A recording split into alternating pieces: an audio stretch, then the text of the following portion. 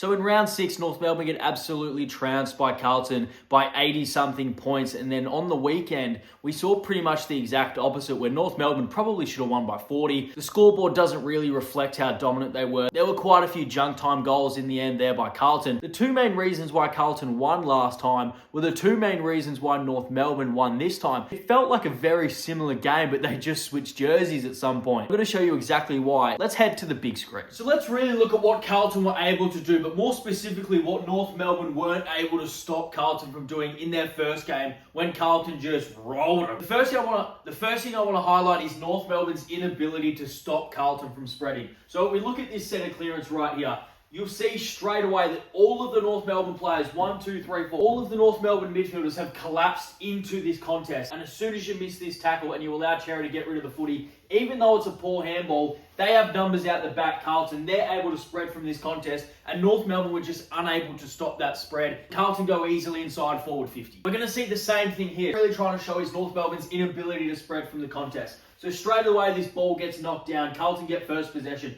And look at all of the North Melbourne players sucked into this contest. There's 3 of them within a metre of Sam Walsh here. And look at how easily the Blues are able to escape. They're spread through Blake Acres. Now, they get away with this because Blake Acres misses the kick. But that spread, that inability for North Melbourne to cover the exits, and that tendency to get really sucked in tight to that contest just allowed Carlton on the outside so much time, so much space, so many opportunities to go forward. But again here, we're going to see all of the North Melbourne players are numbered off here. So we see that they all have one-on-ones all around this stoppage, all around the field. But look at how quickly Carlton were able to spread away from them just because of how just sucked in North Melbourne got into this contest. So again, they're getting sucked in. Look at this. Straight sucked into the contest, and straight away Carlton are able to find that outlet handball. All of the North Melbourne players are now 3, 4, 5 metres away from their opponent. Carlton get that free kick inside forward 50 and they get a goal from this. In their first meeting, North Melbourne just unable to stop the spread of Carlton. They were getting sucked in really tight,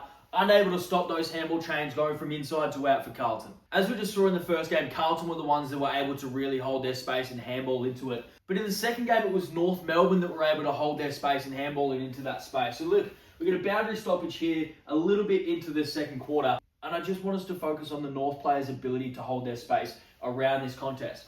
So North are going to get their hands on the footy here.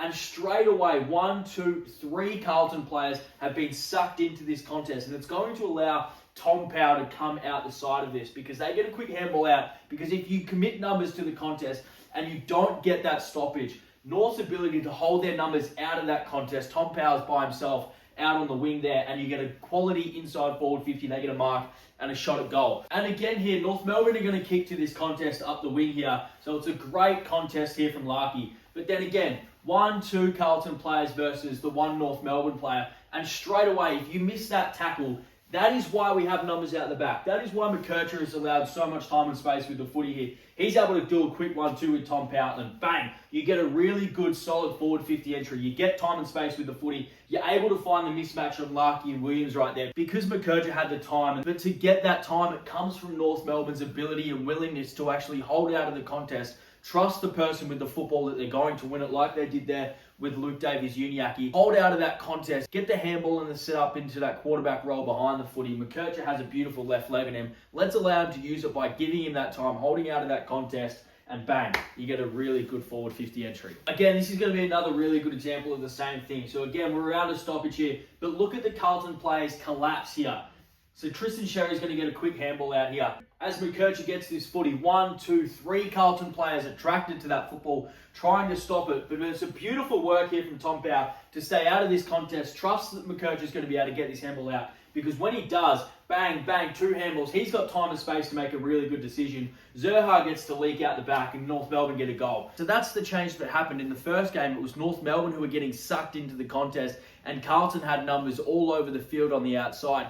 In this game on Saturday, it was Carlton that were getting sucked into the contest, North Melbourne getting first hands on the footy, and their players actually holding out of that contest, providing the width, providing the space, and giving themselves time with the football when they had it, like with Tom Powell, like with McKercher that we just saw. Again, we are back to North Melbourne versus Carlton's first meeting where Carlton rolled them. And what I want to focus on here is North Melbourne's inability to deal with the pressure that Carlton put on them, forcing them into errant handballs, turnovers, and then Carlton's ability to just expose them off the back of those turnovers. So we'll see right here, straight out of this stoppage. Look at Wardlaw get this footy. Now, Wardlaw, unbelievable attack on the footy, but unable to deal with the pressure that Carlton put on him. You get an errant handball, you get a turnover, and again, it's the spread from Carlton.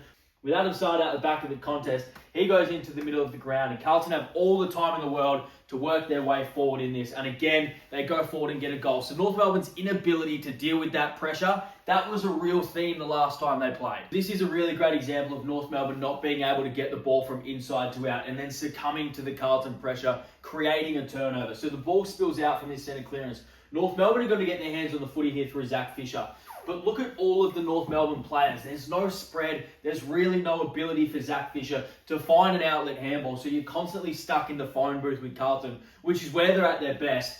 Eventually, you get a small handball in tight into a player under pressure. Carlton get that turnover and instantly go forward into Charlie Kerner. He goes back and kicks the goal. So it's North Melbourne's inability to deal with that pressure, forcing the turnover, not being able to get the ball from inside to out, playing the game where Carlton wants the game to be played, and that is in that phone booth. That's where they can pressure and that's where they can hold you. And now we're back to Saturday's game where again it completely switched. So Carlton were the one that were forcing North Melbourne into turnovers that cost them goals. Look at the work that North Melbourne does here.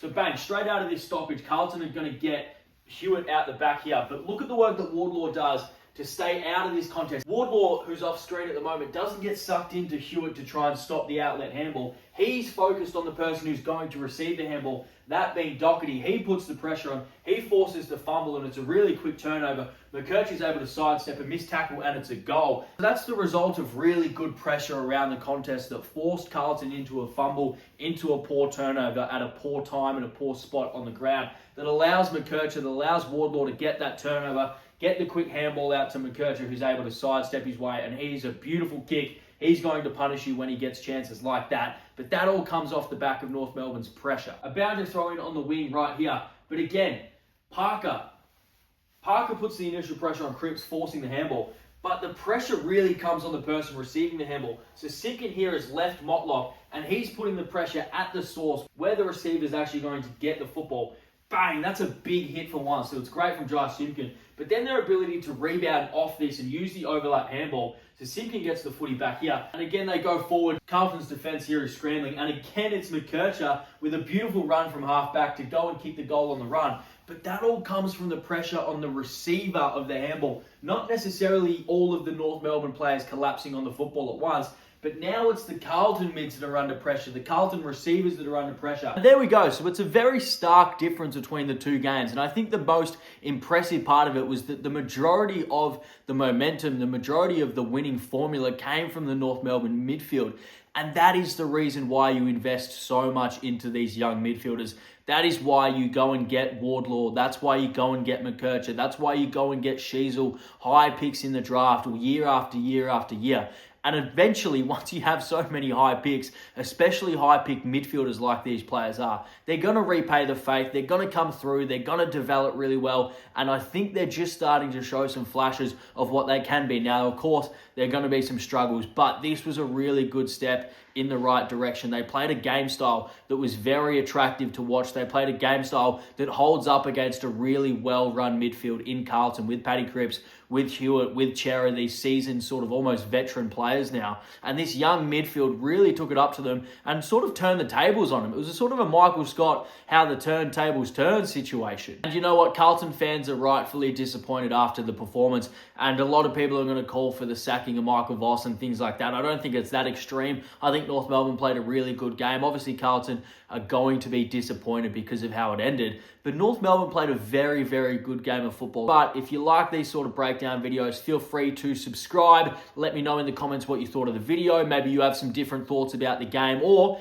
any other games this week that you might want me to cover. Any plays, any specific setups, tactics, players, anything that you want covered in the league, or maybe just questions you have about football in general. Let me know in the comments down below. But I will see you probably tomorrow. Cheers.